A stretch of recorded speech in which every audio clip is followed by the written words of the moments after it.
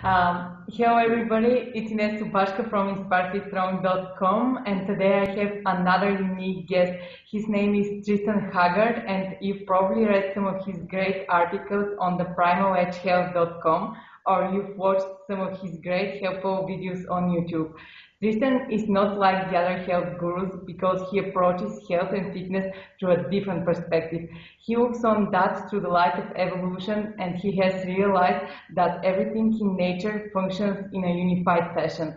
Health and fitness are more than just food and exercise, and today you get to know more about ketogenic diet, kids and healthy nutrition, fat and carb and seasons, circadian biology, and MS. By the end of this podcast, you have another piece of the puzzle that you'll be able to apply on your journey to the best shape of your life. So, hello, Tristan, and thank you for accepting my invitation. What's up, Ines? Nice to meet you. Nice to see you. Thanks for having me on. Yes, and by the way, this is the time we record this podcast because the first time there was a technical issue. So thank you very much for taking so much time to share your knowledge with us. That really means a lot. Yeah, it's fine. Yeah, thank you so much for having me on.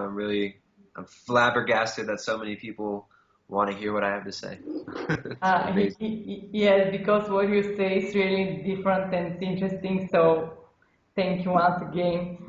I won't go over definitions and I'll jump straight into the hardcore stuff. And I'll assume that our listeners know what is a ketogenic diet. And if some of you don't know, you can visit the primaledgehealth.com and read there in details.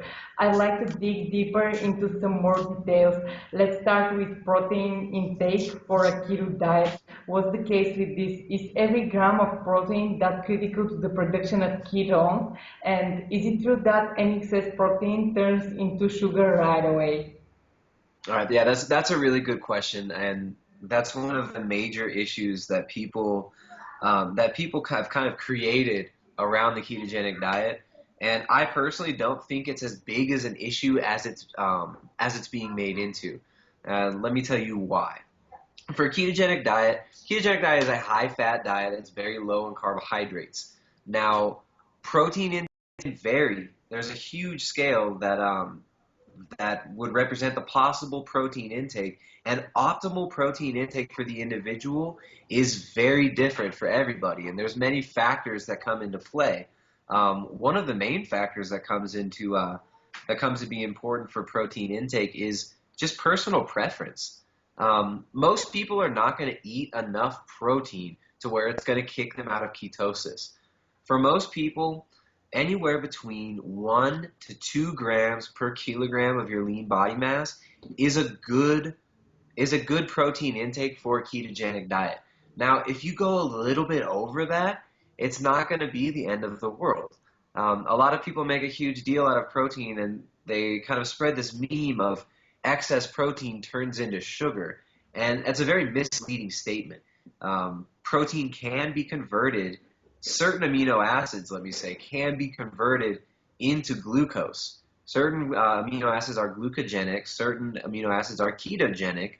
Now, that doesn't mean that all of these amino acids will immediately be turned into glucose if you consume them in more than the amount that your body requires. Now, this is something that does need to be explored and studied more. A lot of the opinions that are out there, I believe that they have come to be due to the research done early on in the ketogenic diets on epileptic children. Now, if you have a disease, if you're suffering from cancer, from epilepsy, or from some disease where you're using ketogenic diet as a targeted therapy, as a metabolic therapy, then yes, keeping protein moderate will be more important because you'll be wanting to maintain high blood ketones and low blood sugar all the time. And when you intake a certain amount of protein, when you intake any solid food in sufficient amount, it'll create a glucagon response, which will raise blood sugar, but it's temporary. That's a temporary rise in blood sugar. Your blood sugar will drop back down due to a slight insulin release, which will shuttle the glucose where it needs to go, and you'll be back into a ketogenic state soon after. Now, depending on your goals, depending on your personal preference, you might want to eat more or less protein. Protein's a tool in macronutrient partitioning, and macronutrient partitioning meaning how you split up your calories between fats, protein, and carbohydrates. That's macronutrient partitioning. And protein is just one of the tools. Manipulating protein levels is one of the tools. Higher protein can give you more satiety, can help you to cut down calories from other macros like carbohydrates or fats if you're on a ketogenic diet. So yeah, protein intake's a tool. I think it's important not to get dogmatic about these things and to just try it for yourself. Finding your optimal protein intake isn't just, there's no cookie cutter approach. So some days you might find yourself needing or wanting more protein. Some days you might need or want less. A lot of the times when I'm helping people, when I'm guiding people through the adaptation phase of a ketogenic diet, I'll have the protein set higher than other people will. And there's a reason for that. And that's for setting the circadian rhythm. We usually have them start off with a big breakfast, which many other people have used in their protocols, like Jack Kruse, who you interviewed and who I've interviewed before, in his leptin reset protocol, also uses a big breakfast. Now, I recommend seafood, much like Dr. Kruse does, as the main source of protein, not because of the amino acid profile, but fish does have a very favorable amino acid profile, which is not as conducive to releasing insulin. So when I'm helping people adapt to a ketogenic diet, when I'm guiding people through the induction phase and through the adaptation phase, I'll often set the protein a little bit higher in order to increase the intake of seafoods and fish so that we can get DHA, iodine, and selenium into their central nervous system, into the body.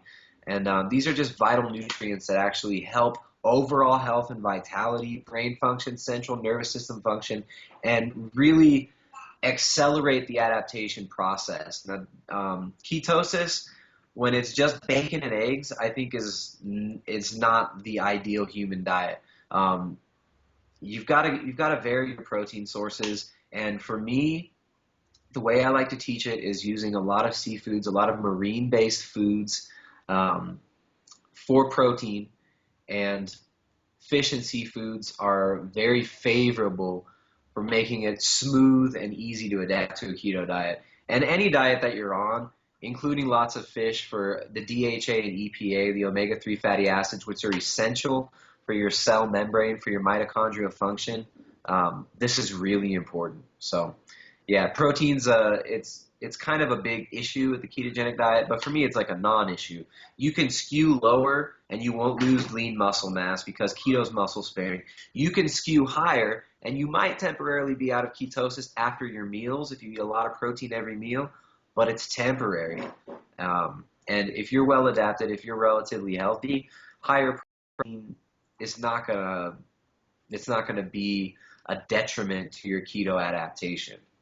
And when you said about the big breakfast to set circadian rhythm, does that mean that you don't recommend intermittent fasting, or is there a different approach depending on the health status of the person you're working with? Yeah, I mean it's different for everybody. It all depends on a person's dietary history, their preferences, and where they're at. If somebody is coming from more of a standard American diet, very high carbohydrate combined with high fat, which is what usually the standard American diet, which is just a recipe for obesity.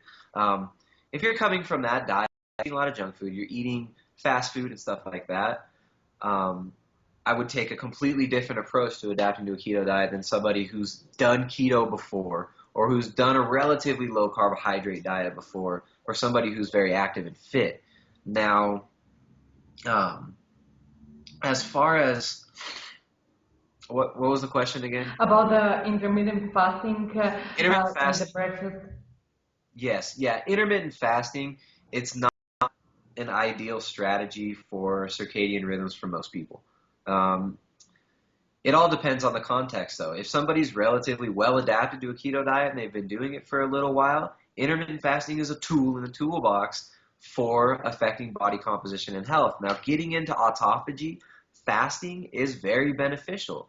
There are many reasons why fasting and autophagy are beneficial to the human body, but autophagy is essentially the destruction of old, weak cells in the body. And when you restrict calories, or when you fast, you get into a state of autophagy, and this helps you to clear out dead matter, kind of like clearing out debris from your body.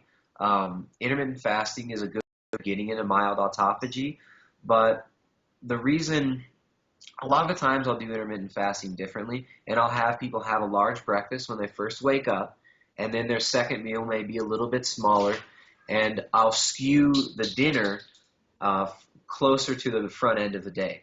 So I would say a more optimal strategy to intermittent fast, rather than skipping breakfast, eat your breakfast in the morning whenever it's comfortable for you, and then push your dinner back a little bit earlier. So if you push your dinner to 4 p.m.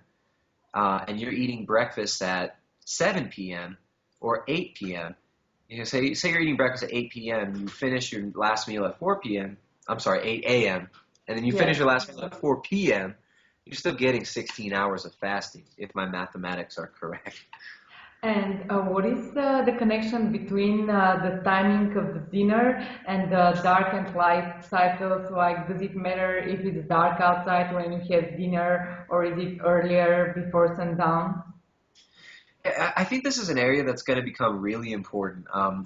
The biological sciences, nutritional sciences are starting to look more and more at the importance of circadian rhythms, which is essentially the cycles of light and how these affect our body, how these affect how our bodies break down nutrients, how these affect our sleep cycles.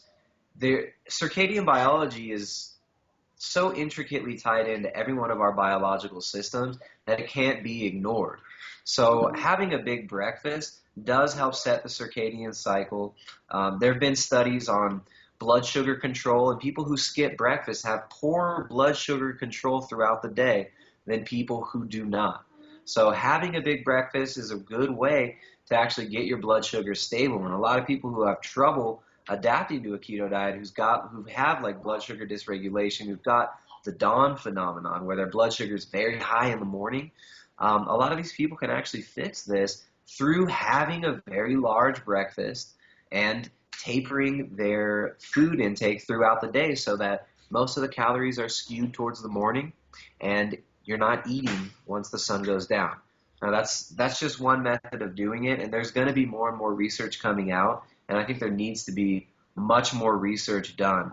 And this is kind of a new frontier in the sciences, is looking at the effect of circadian rhythms on biology, on nutrition, and on health. And this has been around for a long time, but we need to delve deeper into it and start controlling for light cycles in nutritional studies, because there was a great article, Bill Lagakis, he does caloriesproper.com, and he wrote an article about how light cycles, and he cited some recent studies about how light cycles affect the storage of fat. And I mean, this is huge. If you're not controlling for light cycles and you're doing a study on nutrition and on fat storage and fat loss, and you're not controlling for light cycles, it's an incomplete study, because circadian rhythms do affect the storage and utilization of body fat. Yeah, that's a really interesting topic, but I'll dig into it deeper a little later in our talk. And while on the topic about ketogenic diet, what about the transition to a ketogenic diet? The adaptation is probably the toughest part for most people. How do you adjust easier to the new macro intake? So what was the question? How do I recommend? How do you adjust easier to the new macro intake when you go on a ketogenic diet? Yeah, that's a really good question. There's many different ways you can do it. And like I said earlier, it all depends on context and the individual. If somebody's coming from a standard American diet, I may prefer to have them taper down their carbohydrates a little slower over a several week period while tapering up the fats. Because for some people, if you just drop all the carbs, I mean, if you're eating 400 grams of carbohydrates a day and you cut that all out, yes, you're going to feel pretty awful. So a good strategy might be to week by week step down your carbohydrate intake by, say, I don't know, 100 grams if you're eating 400 grams, or if you're eating 200 grams of carbohydrates, maybe step it down 50 grams for 2 weeks and see how you feel while increasing the fat. And that's one strategy to do it. For other people, sometimes it's best to just jump right into it. if you know what you're getting into and you know what you're doing and you've got a plan and you know what fats you're going to use um, and you're designing your ketogenic diet intelligently and you know what you're doing, then sometimes diving right into it can be the best way because you just bust through that barrier and get into deep ketosis. That might be the best way. So it all depends on context. It all depends on the individual. But yeah, it's a different approach for everybody. Some tricks that I would recommend that people utilize. I wouldn't really call them tricks, but some methods that some people might utilize to adapt more smoothly to a ketogenic diet would be tapering down carbohydrates and tapering up fats, or cutting out your carbohydrates and tapering up your fats over several days. Because if you just start eating 200 grams of fat all of a sudden and chugging MCT oil, it's a recipe for disaster, and you're going to be cleaning your toilet half a day rather than you're not going to be able to do much else. So yeah, tapering up the fats is a good idea. Limit the use of MCT oil, especially in the beginning. Everyone talks about MCT and how great it is, how it's utilized, but I very rarely use MCT oil, and it's a tool. It's a valuable tool that can be used, especially for athletes, for quick energy. But especially in the beginning, you got to be careful because your stomach's not used to processing these fats. Your gallbladder's not used to breaking them down, and you have to kind of adapt every system of your body to your new diet. So for some people, it's better to just dive in head first, and for others, it's better to guide them in slowly so that they can feel out the process. But it all depends on context and the individual. And do you think that some people overdo it with the fat intake? Like when they hear about a ketogenic diet, they start using, like you said, MCT oil, a lot of butter, avocado, tallow, and all the fats you can imagine, and they somehow start getting fatter instead of getting leaner. Yeah, there's another thing is people believe that calories don't count. Somehow energy balance doesn't matter if you're on a keto diet. You know, this is insane. A lot of this mythology comes from people like Gary Tobes who are out there telling people that calories don't matter, that all that matters is macronutrients, and this is just not true. If you eat 10, 15, 20,000 calories of fat every day, you're not going to lose body fat. And if you're eating at a great excess of energy, you will store that energy because that's what your body is designed to do. That's what nature designed your body to do. When you're eating more food than you need, you store more energy for later because we've always lived through feast-famine cycles historically. So, yeah, it's definitely possible to overdo with fats, and many people do.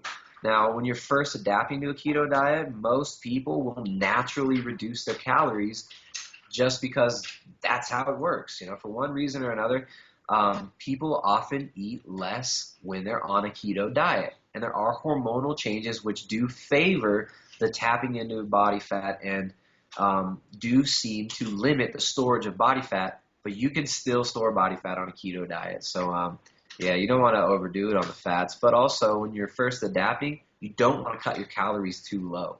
The times when people are adapting, I'll recommend that people stay around maintenance calories. And a lot of people find that even though they're eating relatively the same amount of calories as they were on a higher carbohydrate diet, the hormonal changes that come with the ketogenic diet will favor the loss of body fat and sometimes the creation of more lean muscle mass. So calories do count, but calories in, calories out is an outdated, very myopic paradigm, and we need to move past it and start to include the effects and see. And I would love to see more studies on the effects of different macronutrient profiles on the hormonal balance of the body, which in turn affect body composition. So, you know, I mean, it's like Gary Tobes. There's certain points that he makes where, you know, he is correct in that hormones do matter for body composition. Where he's not correct is that calories don't matter. So it's somewhere in between. The calories out people, they don't have the whole picture, and neither do the calories don't matter. All that matters is you don't eat carbohydrates, people. The truth lies in between. They both got valid points, and these things need to be explored more. There's always going to be extreme ends that arise around any issue, And I think it's really important that people analyze the information from both sides and rationally think about it and make their own decision and explore these ideas for themselves. Look at the evidence and come to your own conclusion. Don't just believe what other people say. Dive into it yourself. That's a great advice. And what about the cyclical keto diet where you eat low carb for 6 days and you have one high carb day? I personally have tried that approach, but it didn't seem to work because I couldn't neither get the benefits of ketosis nor the benefits of eating carbs. What's your take on that? Yeah, a cyclical keto diet, that's another tool. I mean, it's not for everybody. It can be utilized, and although there seems to be some evidence that a cyclical ketogenic diet is not ideal for body composition, I just interviewed Jacob Wilson and Ryan Lowry, and they recently published a study on ketogenic diets, and one of these, they published several studies in the last few years. One of the studies was on a cyclical ketogenic diet, and they found exactly what you found in your N=1, and that was that you don't get the benefits of ketosis, nor do you get the benefits of the carbohydrates. You kind of get this limbo, purgatory diet stage where your body's not able to tap into the fats, and it's just kind of confused. So a cyclical ketogenic diet, however, I believe, and I've seen it work in many people, but the way that you have to do it is you have to wait quite a while before you start reintroducing carbohydrates. If you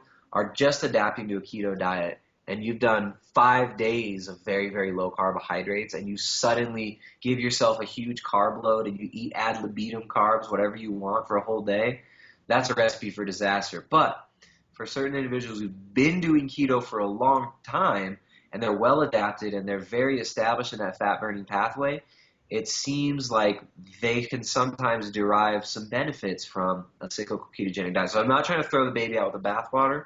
It's a more advanced technique that needs to be done very intelligently and in very specific ways if you want to get the right results from it. So yeah, cyclical ketogenic diet, not ideal for most people, but can be a tool that can be very effective for some people. And are there people who do not respond well to a keto diet? Yeah, lots of people don't respond well to a keto diet. A lot of these people probably are doing a ketogenic diet incorrectly, first of all, and a lot of these people do not give themselves enough time to adapt. I mean, it can take some people several months to adapt to a keto diet. Now, there's not any group of people, except for certain individuals who may have gallbladder issues or certain genetic mutations that do not favor a fat-based metabolism. There's no like one group of people that should always avoid a keto diet. There's a lot of groups of people that a keto diet will greatly benefit, like type 2 diabetics, epileptics. I've seen people who've had major issues with depression and brain chemistry issues that were very much alleviated by a ketogenic diet. So there are people that don't respond well to it, but it's a small part of the population that genetically is predisposed to not responding well to a keto diet. And I believe most people who think they don't respond well to a keto diet are either doing the keto diet wrong and cutting calories too low, eating only protein, not eating any fat. Therefore, I mean, if you're eating 800 calories and it's just protein, then you're going to be miserable no matter what kind of diet you're on or what your dietary past is. I mean, 800 calories of protein is not enough to fuel you throughout the day. So, yeah, some people don't respond well, but they're probably doing it wrong or not giving it enough time and having patience with it. Or there is a small subset of the population that might just have issues. But ketogenic diet isn't for everybody. It's not a panacea and the perfect diet for the human being. It's a tool. And many people respond very well to it and make it their lifestyle. And they do it for life. And they do it for many, many years successfully. Other people try it for a week or so, say, this is horrible, screw this, I'm going back to carbs. That's fine too. I mean, it all depends on preference. All depends on where you're at and what kind of foods you're really into. I mean, if you like salty, fatty foods like I do, then you're going to love a keto diet. If you're really into, rice and potatoes and these carbohydrate foods that I don't even care about, then yeah, that's probably a better diet for you. You know, if you're not into butter and fish and bacon and stuff like that, then you won't like a keto diet.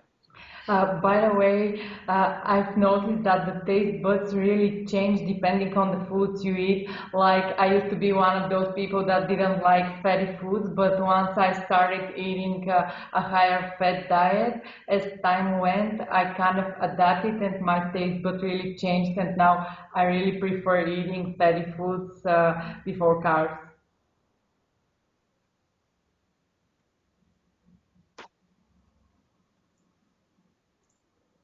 Oh yeah, the palate totally changes. Your palate can be trained just like your body.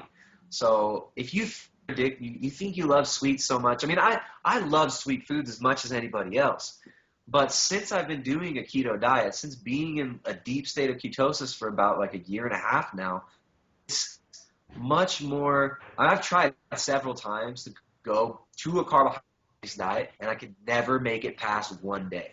I could never make it more than one day carbs because as soon as I start eating carbs, it's like it's just not satisfying. It just the taste, it just doesn't feel right. So every time I've tried to experiment with carbohydrates again, I get past like usually it's one meal. I can never make it past one meal, and then I just okay, I'm going back to keto, and yeah. So I mean, the palate change, and your palate can be trained just like your body. Yes, and your wife follows a keto diet as well, and she has a really great post about the life benefits of eating keto that I'll link to. Do you think that a keto diet is appropriate for women, or does that have some health complications? You know about the notion that the thyroid can function without certain amounts of carbs. Okay, yeah, a lot of women respond incredibly well to a ketogenic diet. My wife, for instance, she's really into it also. She's had the same experiences as me where she's tried going to a carbohydrate based diet for a day or so and immediately wants to go back. I mean, we live in an area where there's long light cycles. We live in an area where carbohydrates are available year round. Like we have bananas growing in our yard, and we don't eat them just because that's how much we love a keto diet. It's not that I'm afraid of carbohydrates. Carbohydrates are delicious for the most part, but they just don't do it for me anymore. And my wife, I mean, I can't speak for her, but she's expressed similar sentiments, and she responds incredibly well. Many women respond incredibly well to a keto diet. I'm not sure. I didn't even realize that was a myth out there that women don't respond well to keto. The stuff about your thyroid needing carbohydrates, that's complete bunk. Um, your thyroid will downregulate in times of famine. When you're eating lower calories, your metabolism will slow down. Your thyroid function will decrease. Um, but there's so many other confounding factors, such as light cycles, that need to be controlled for in these studies. Thyroid hormone levels are affected by seasonal rhythms. Thyroid hormone levels are affected by circadian rhythms. So if you're not including this in your controlled studies, it's not really a controlled study. There's many things that affect hormone output, including circadian rhythms, temperature, sleep cycles. Many things affect thyroid function much more than carbohydrate intake. This is something that could be delved into. You could do an entire episode on thyroid in relation to macronutrient intake. And there's many different opinions out there. I've heard it argued that, well, I'm not even going to get into that part. But yeah, I haven't seen any convincing evidence that your thyroid needs carbohydrates to function. And yeah, it just seems like one of those myths out there that, if you do a ketogenic diet, you lower your protein, your muscles are going to fall off, your thyroid's not going to function correctly. Your ketoacidosis is another myth. Ketoacidosis is something that can happen to type 1 diabetics who can't produce any insulin. When their blood sugar goes super high and their ketones are super high at the same time, you can go to a state called ketoacidosis. It doesn't mean that anybody who's in ketosis is in this dangerous state of ketoacidosis. These are just myths, and a lot of them are very easily debunked and have been debunked hundreds of times. And yeah, but a ketogenic diet does not negatively affect thyroid hormone, or at least I haven't seen any convincing evidence of this. And if there is convincing evidence out there, I would love to see it. Yes, and as you said earlier, I think that the problems come from the fact that women don't follow the ketogenic diet properly. As you said, most women eat mainly protein, so that's why their hormonal status suffers, not because of the ketogenic diet, probably. Yeah, I mean, there's so many different things that can affect hormone output. Just blaming it on the lack of carbohydrates, there's no essential carbohydrate. It's almost cliche to hear that now, but it's true. There is no essential carbohydrates. You got essential amino acids and essential fatty acids. There's no such thing as an essential carbohydrate. Your body can make the glucose it needs from fats and from proteins. I mean, you really don't need carbohydrates. The only function of carbohydrates is for getting in micronutrients, feeding beneficial gut bacteria, and I guess that might be a misleading statement. I'm not saying that's the only function of carbohydrates, but those are benefits of carbohydrates. But it doesn't mean that you need glucose from your diet. You can make the glucose you need from protein and fatty acids. Yes, and I want to shift the topic to something that really thrills me.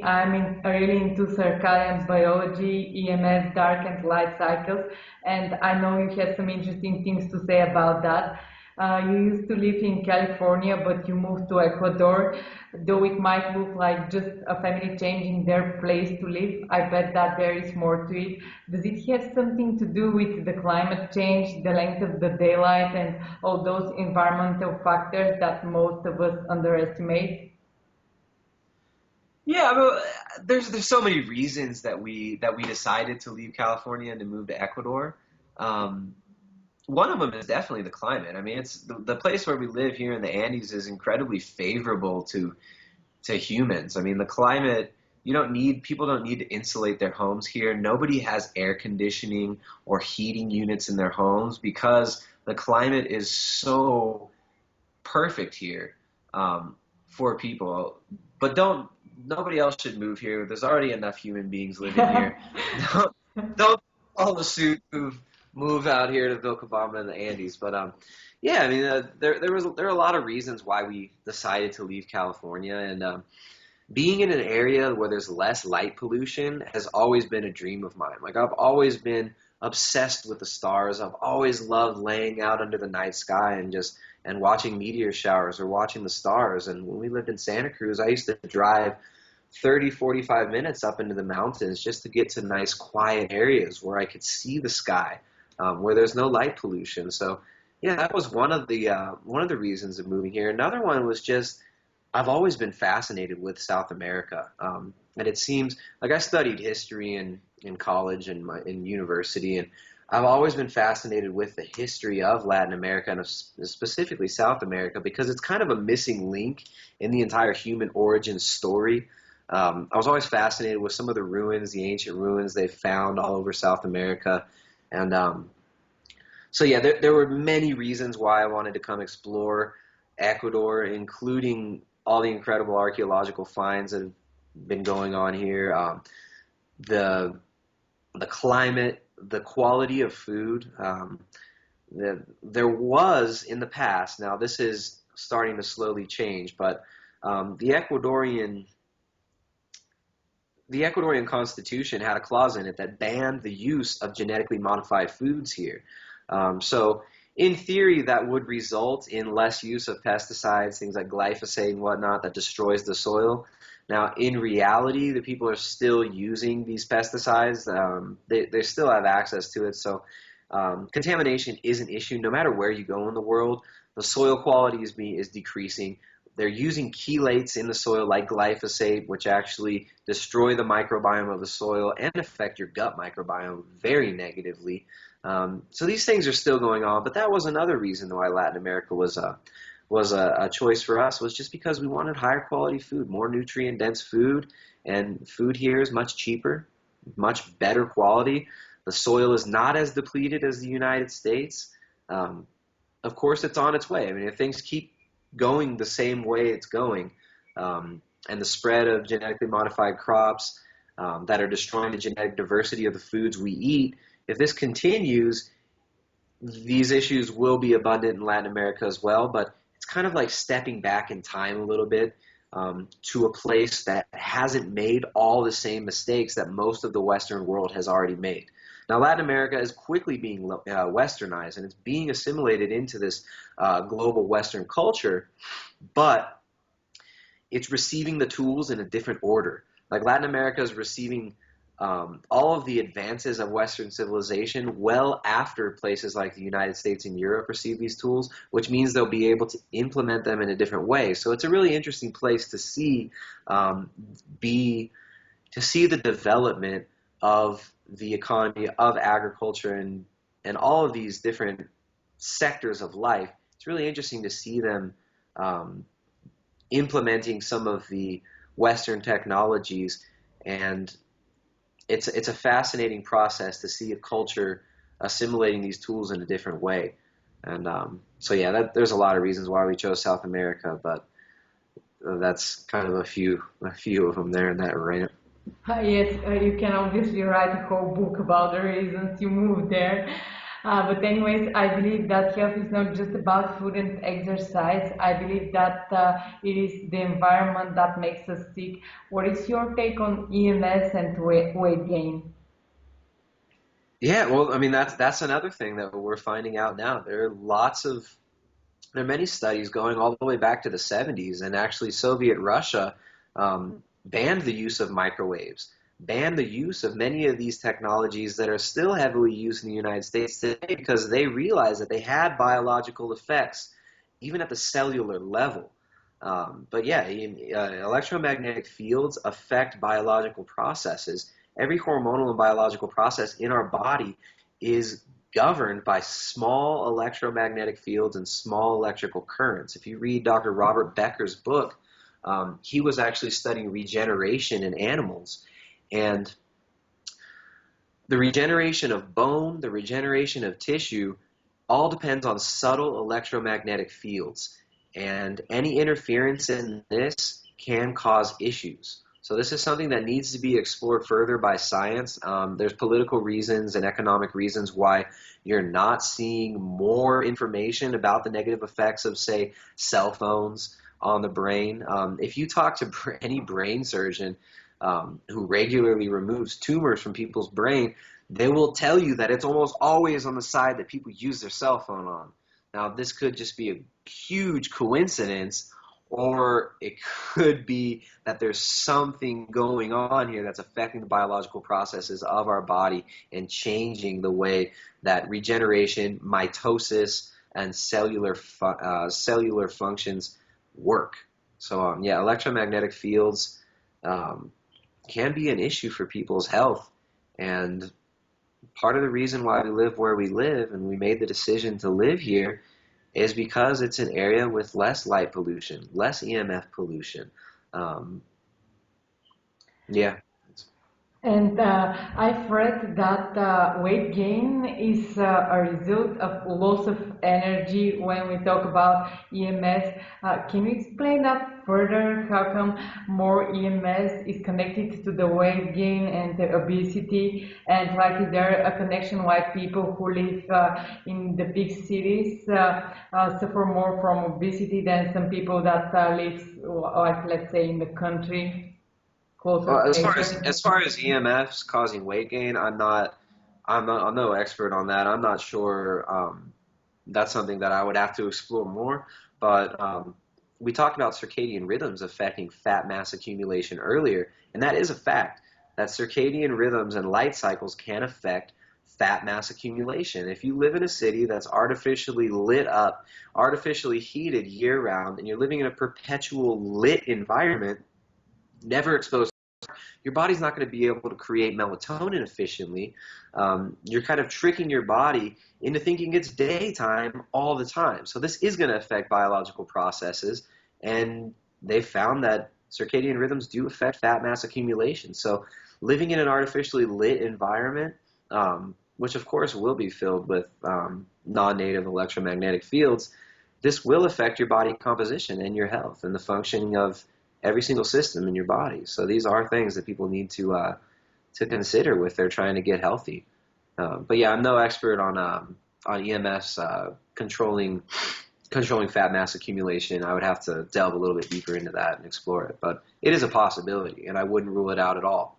And do you think that creating virtual darkness through blue light blockers could help people that live in big cities where they live in this artificial environment? Yeah, I mean, it's a strategy that people could use. Completely blacking out your room at night can help with melatonin production. Um, so yeah, completely blacking out your room at night is a really good strategy for increasing the production of melatonin. Another strategy that some people use is instead of using artificial light at night, use candles. If you've got a fireplace in your home, start a fire. Um, these are these are things that can be highly beneficial to your health, to your mental health as well. Being under fluorescent lights all day, I mean, everybody complains about their fluorescent light in their office, how it makes them feel like crap. There's reasons behind this. These things do affect biology. These things do affect your hormone functions and your circadian rhythms.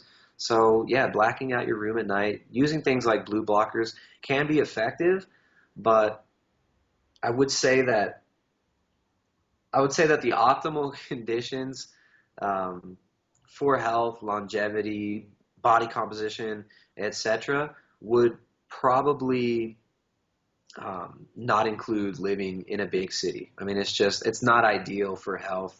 It's not ideal for longevity. So I would suggest that if you've got major issues and you're trying to and you're able to move out of a city and into a more rural area where there's less light pollution, less EMF, things like smart meters, um, that would be highly beneficial. So I would say optimal is not living in a big city, but if you do live in a big city, then yeah, taking steps like using blue blockers and completely blacking out your room and using candles at night is a really good strategy that I would highly recommend that people assimilate into their lives. And when we talk about circadian rhythm, do you think that that should vary depending on the season and the length of daylight? Like, should the ratio between macros depend on whether it is summer or winter? Yeah, I mean it's kind of an idealistic. Uh, it would, how do I say this? Um, Ideally, your diet should be tied into your light cycle, um, but our light cycles are completely artificial. Most people live in an environment where it's artificially lit constantly. We have climate control in our homes that makes it really, we're able to control our environment very well. And that's one of the amazing things about humanity. I'm not saying there's anything wrong with it, but yeah, using carbohydrates in longer light cycles is probably very effective strategy. I mean, there's lots of studies on vitamin D, right? Like vitamin D in meat, sunlight, you create vitamin D from that sulfated cholesterol.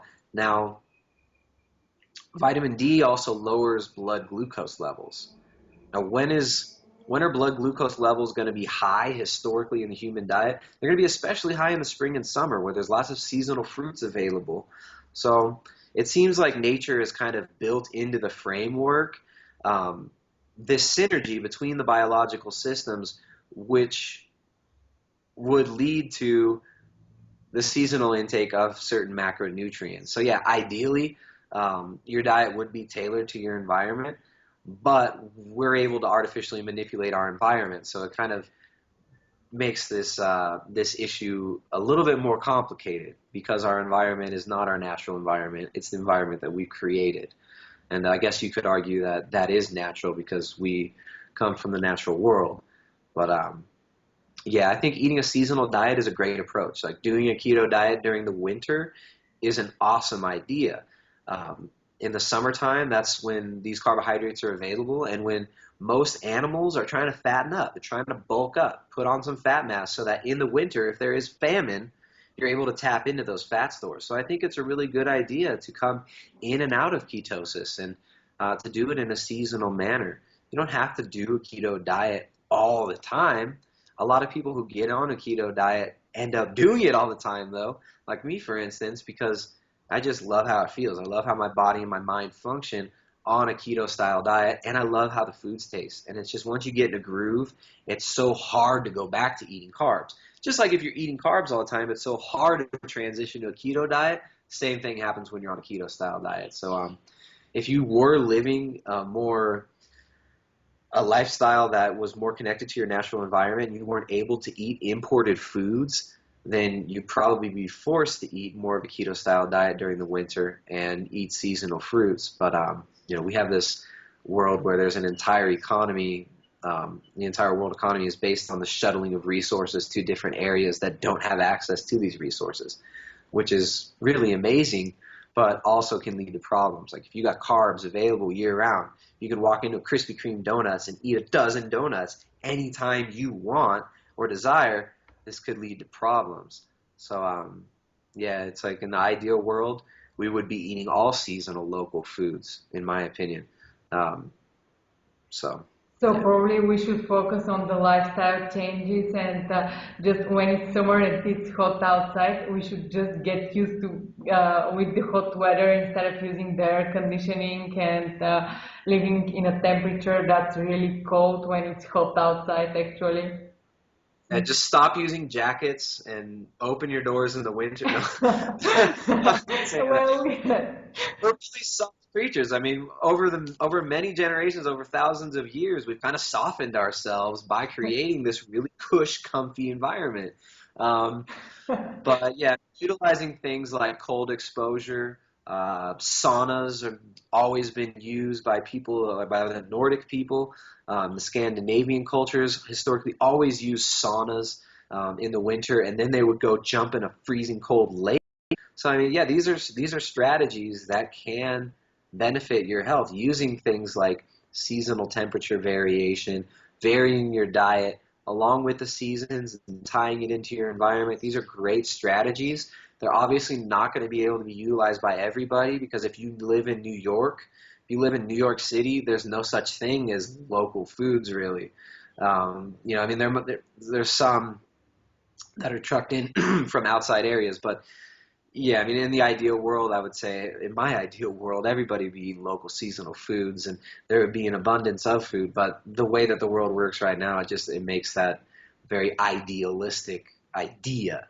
So, in the perfect world, seasonal foods, local foods, but in reality, it's not always possible for everybody. So what I'm all about is supporting local agriculture, supporting sustainable agriculture and organically grown foods that are not using pesticides, herbicides, fungicides that destroy the soil and destroy our gut microbiome.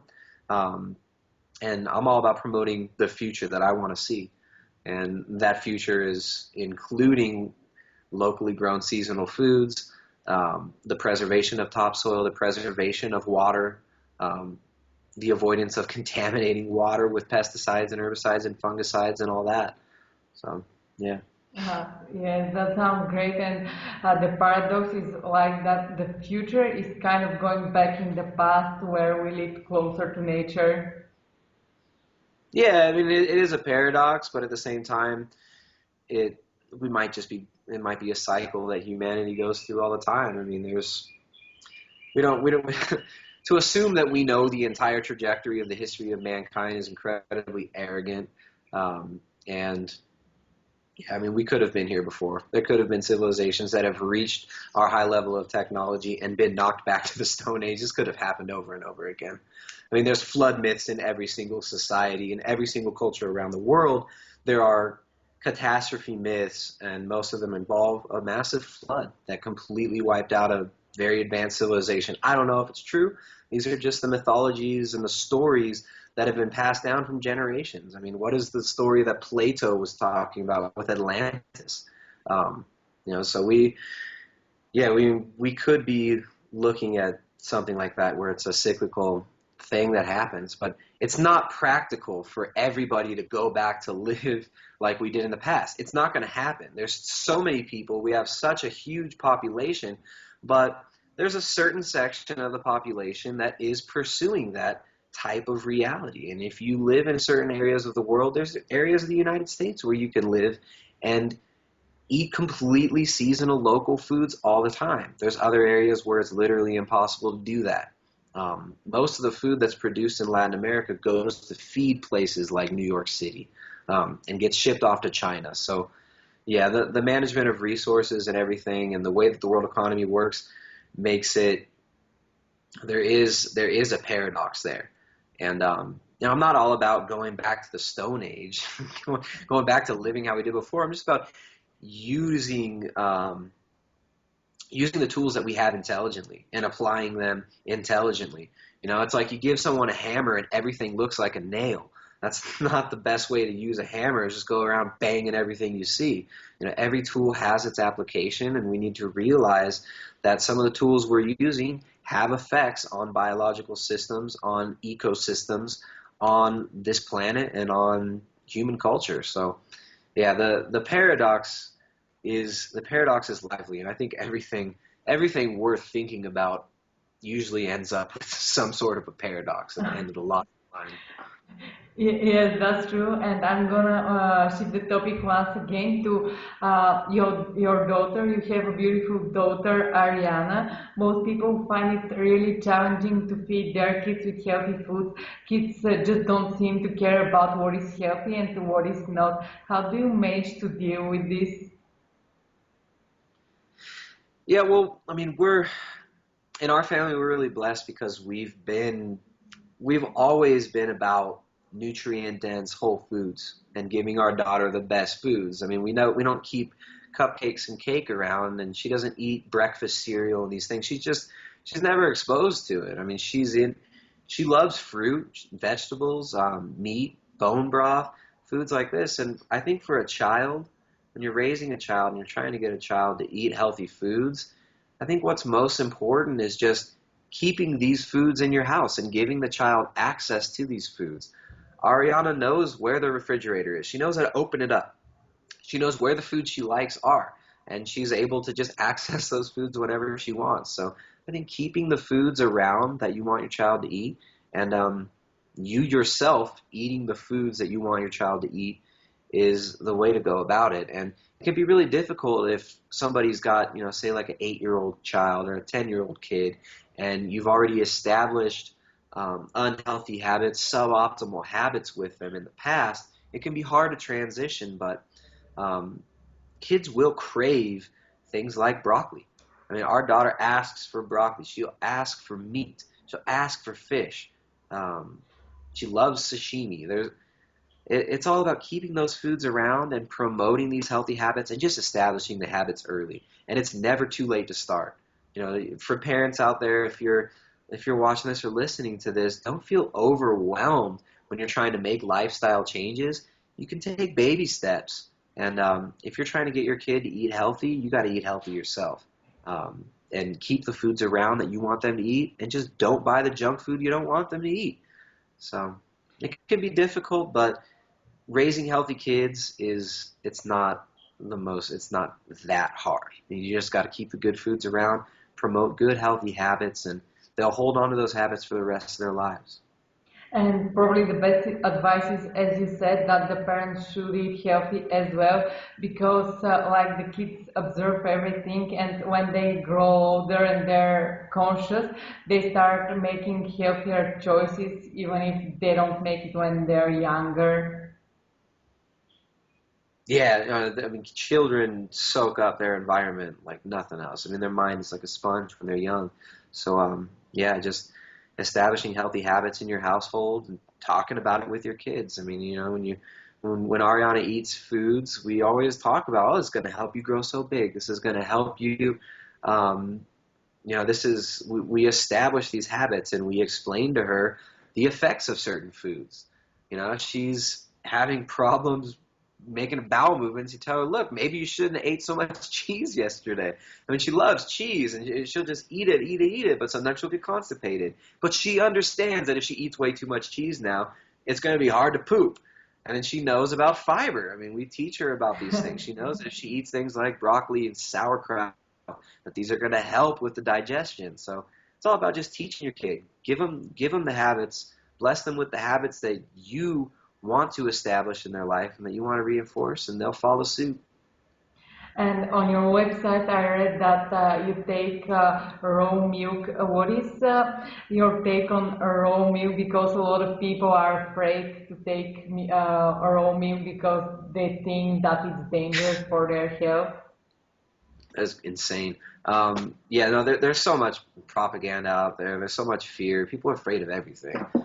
People are afraid to eat fish because of mercury, when there's selenium and DHA and iodine in there, which actually help your body protect itself against these toxins and help it to shuttle it out. People are afraid of raw milk because of the live bacteria in it, which actually feeds your gut microbiome. You know, it's funny. People are afraid of raw milk, but in our family, we don't really mess with pasteurized milk. So, yeah, there's absolutely nothing wrong with raw milk unless it's from some kind of diseased cow and it's contaminated with something. We get fresh local milk from a dairy around here, and it's all grass-fed. Sometimes they feed them grain in the dry season when there's not very much grass, but you know, I mean, raw milk is one of it's an ancient food source for human beings. We've been consuming raw milk for thousands of years. And I forget when pasteurization was invented, but yeah, there are certain benefits to having a sterile environment, to keeping certain bacteria away. But this whole phobia about all bacteria kind of seems to have led to a lot of myths, like raw milk is dangerous. But yeah, in our family, that's the milk. If we're going to drink milk, it's going to be raw milk. I'm going to give my daughter milk. It's going to be raw, grass-fed milk from cows that are pastured and roaming around, enjoying their lives. We're not about promoting factory farming of animals, cruel farming practices, cruel slaughtering practices. We're not about that. So we try to get the best local foods that we can, and that's what we support. We support the economy that we want to see grow, and it is growing. There's demand for raw milk. In every single state in the United States of America, there is a high demand for raw milk, and unfortunately, many states have made it illegal to sell raw milk for human consumption. Now, in my opinion, this is a travesty. I mean, this can bring about a lot of health issues. A lot of people have issues with pasteurized dairy. It can create problems for people. So, yeah, I don't see any reason to be afraid of raw milk. I would skew towards the opposite direction and say that pasteurized dairy should be avoided if possible. Yes, and you're right that the benefits of milk come from raw milk, because once you pasteurize it, you actually kill most of the beneficial stuff in it. Yeah, I mean, you're killing off all the lactobacillus, all the good bacteria, the live enzymes. You're taking them out. You know, I mean, it's like you won't pasteurize your vegetables. Why is it so important to pasteurize your milk all of a sudden? I mean, children grow. I mean, breast milk. Should we pasteurize breast milk too? Is that dangerous? I'm sure Nestle would say yes, but Yes, and I know that you're really busy, so I won't take more of your time. I'll ask just one more question that a lot of people are asking. In my opinion, one of the biggest challenges to ketosis is how others react to your personal decision in a social setting. Nowadays, it seems that when someone has a different diet, others feel threatened or personally offended. How do you cope with that? yeah, it's very individual. But I think if people are just grounded in themselves and they're comfortable with themselves and they're happy with their lives, then they're less affected by the thoughts, the words, the actions of other people. So, I mean, if you cultivate an internal environment that's not concerned with what other people think, then it becomes less important. And if people do want to play games and bring it up, and oh, why don't you just eat a little bit of rice? You can have this, you can have that. You just kind of sometimes got to get judo with it and just kind of switch their energy around and dodge the bullets and focus on the good. Focus on what you have in common with people. If you're going to go out to eat with somebody, don't. It's important not to make the situation awkward through your own thoughts and through manifesting these awkward situations with people. Don't judge people for what they eat. There's nothing superior about you because you choose to eat some other diet. So I think there's a lot of things that can happen that can affect like these subtle social interactions, but it's important that people stay grounded in themselves and are not judgmental and just enjoy the company of your loved ones. You don't have to focus so much on food, on the differences of diet and this and that. I mean, you can go out to several meals with somebody and they would never know what diet you're on. You don't have to talk about what you eat all the time. It doesn't have to matter. Most of the time, my diet is the last thing that I'm thinking about. It's the last thing that's on my mind. Anywhere I go out to eat, I know I'll be able to get food that I can eat on a keto diet if I'm doing ketosis at the time. If you go out to a burger joint, you can get the burger without the bun. Get it? I mean, almost every single fast food restaurant even now will serve you a hamburger on a piece of lettuce. And I don't recommend supporting these fast food restaurants, but if you're going out to eat with your family at a restaurant, it's really easy to order keto style foods. You can order a steak with a salad almost any restaurant you go to. Instead of getting the potatoes as a side with your fish, ask for broccoli.